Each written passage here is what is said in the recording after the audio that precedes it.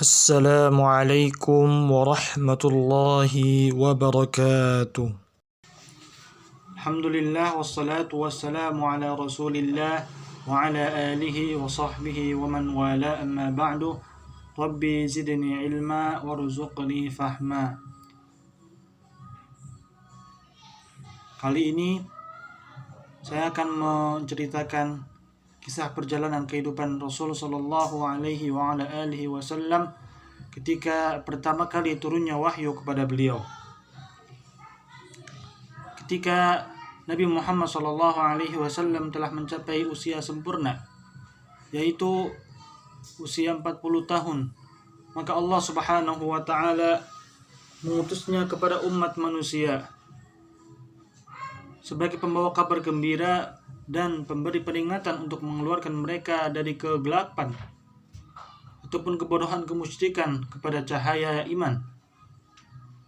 Kejadian turunnya wahyu pertama kali pada Rasul sallallahu alaihi wasallam adalah pada 17 Ramadan tahun 13 sebelum hijrah, bertepatan dengan bulan Juli tahun 610 Masehi.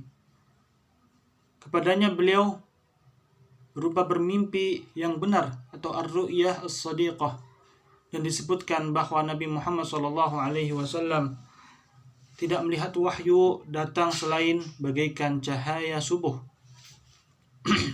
Hal ini sesuai dengan kebiasaan yang dilakukan oleh Allah Subhanahu wa taala kepada makhluknya, yaitu selalu dalam bentuk bertahap dalam semua hal, lalu meningkat sampai kepada tingkat yang sempurna, karena sangat sulit bagi manusia untuk menerima wahyu dari malaikat secara langsung untuk pertama kalinya. Kemudian Nabi Muhammad SAW dibekali kecenderungan senang berkhalwat atau menyendiri, supaya ia menjauhkan diri dari kegelapan umat manusia saat itu, mengucilkan diri dari makhluk untuk bertahanus atau beribadah kepada Allah Subhanahu wa taala. Karena sesungguhnya beruzlah atau menghias diri itu dapat menjernihkan jiwa. Nabi Muhammad SAW sering melakukan uzlah di Gua Hira. Kemudian dia melakukan ibadah selama beberapa hari, kadang-kadang selama 10 hari ataupun lebih, kadang juga sebulan. Ibadah yang dilakukan adalah menurut agama Nabi Ibrahim alaihi salam. Untuk itu Nabi Muhammad SAW selalu membawa bekal secukupnya. Ketika bekalnya habis, maka ia kembali kepada istrinya Khadijah untuk mengambil bekal sampai wahyu datang kepada beliau di Gua Hira tersebut.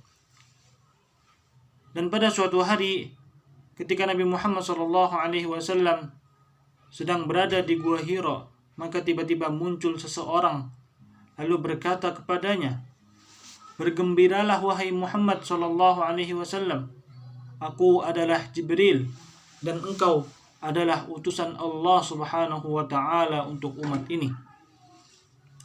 Selanjutnya malaikat Jibril alaihi salam berkata kepadanya, "Bacalah, Iqra." Maka Nabi Muhammad SAW mengatakan atau menjawab, "Ma ana biqari, aku tidak bisa membaca." Karena Nabi Muhammad SAW adalah seorang yang buta, yang belum pernah belajar membaca. Lalu malaikat Jibril alaihi salam menutupi diri Nabi Muhammad SAW dengan selimut yang dipakai sebagai alas tempat tidurnya, sehingga Nabi Muhammad SAW kepayahan karenanya. Kemudian malaikat Jibril melepaskannya, dan dia berkata lagi kepada Nabi Muhammad, "Iqra, bacalah." Maka Nabi Muhammad SAW menjawab, "Ma ana biqari, aku tidak bisa membaca." Kemudian malaikat Jibril menyekap diri Nabi Muhammad SAW untuk kedua kalinya. Setelah itu dilepaskan lagi. Kembali dia mengatakan, "Iqra, bacalah wahai Muhammad." Maka Nabi Muhammad SAW berkata menjawab yang ketiga kalinya, "Ma ana biqari, aku tidak bisa membaca." Maka kemudian malaikat Jibril alaihi salam menyekat Nabi Muhammad SAW untuk yang ketiga kalinya, lalu melepaskannya lagi dan berkata, "Iqra." Maka akhirnya Nabi Muhammad SAW mengucapkan seperti berikut ini, sebagaimana di dalam surat Al-Alaq, Iqra bismi rabbikal ladzi khalaq, khalaqal insana min 'alaq, Iqra wa rabbukal akram, alladzi 'allama bil qalam, 'allamal insana ma lam ya'lam. Bacalah dengan menyebut nama Tuhanmu yang telah menciptakan. Dia telah menciptakan manusia dari segumpal darah. Maka bacalah, dan Tuhanmu lah yang maha mulia, yang mengajarkan manusia pena. Dia mengajarkan kepada manusia apa yang tidak diketahuinya. Surat Al-Alaq ayat 1-5. Maka kemudian ketika peristiwa itu, Muhammad SAW yang telah kini menjadi Rasul SAW langsung kembali kepada Khadijah dengan hati yang berdebar-debar. Badannya gemeteran karena rasa takut yang masih tetap melekat pada dirinya SAW karena bertemu dengan malaikat untuk pertama kalinya. Lalu Rasul SAW memasuki rumah Khadijah dan langsung berkata, selimutilah aku, supaya perasaan takut yang menghantuinya lenyap. Kemudian Khadijah menyelimutinya hingga perasaan takut itu lenyap. Setelah itu Rasul SAW bercerita kepada Khadijah tentang peristiwa yang baru saja terjadi pada beliau. Beliau mengatakan bahwa dirinya baru saja bertemu dengan seorang malaikat. Lalu malaikat itu menyekapnya sehingga dia merasa amat sangat takut. Sebelum itu Rasul SAW tidak mengetahui sama sekali tentang malaikat Jibril alaihissalam, juga tentang bentuknya. Maka kemudian Khadijah langsung menjawab, wallahi demi Allah, dia selamanya tidak akan menyia-nyiakan engkau. Sesungguhnya engkau selalu bersilaturahim, menanggung beban, menolong orang yang tidak mampu, menghormati tamu, dan menolong orang-orang yang tertimpa bencana.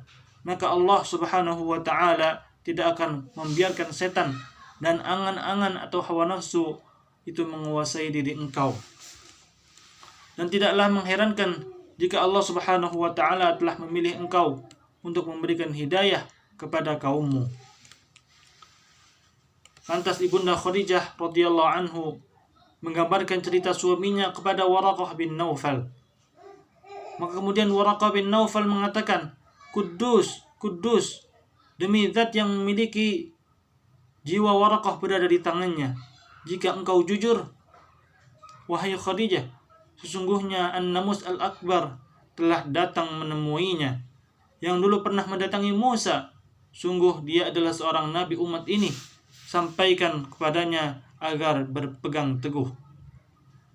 Setelah itu Waraqah bin Naufal,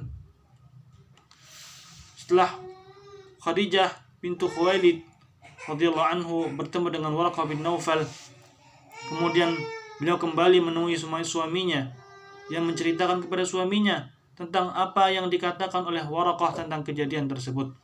Usai mendengarnya, maka Nabi Muhammad SAW merasa suatu peristiwa besar yang begitu aneh yang dipikul di pundaknya.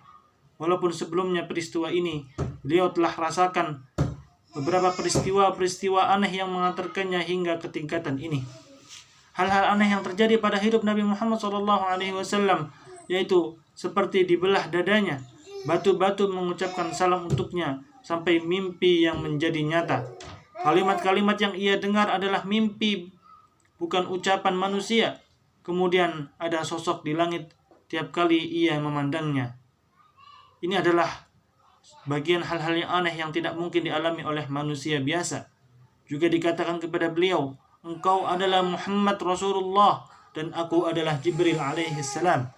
Sampai akhirnya ditegaskan oleh Waraqah bin Naufal tanpa keraguan bahwasanya beliau adalah nabi untuk umat ini, sebagaimana yang disebutkan di dalam kitab Taurat dan kitab Al-Injil. Wallahu a'lam bissawab. Sallallahu ala nabiyyina Muhammad wa ala alihi wa sahbihi ajma'in. Walhamdulillahi rabbil alamin. Assalamualaikum warahmatullahi wabarakatuh.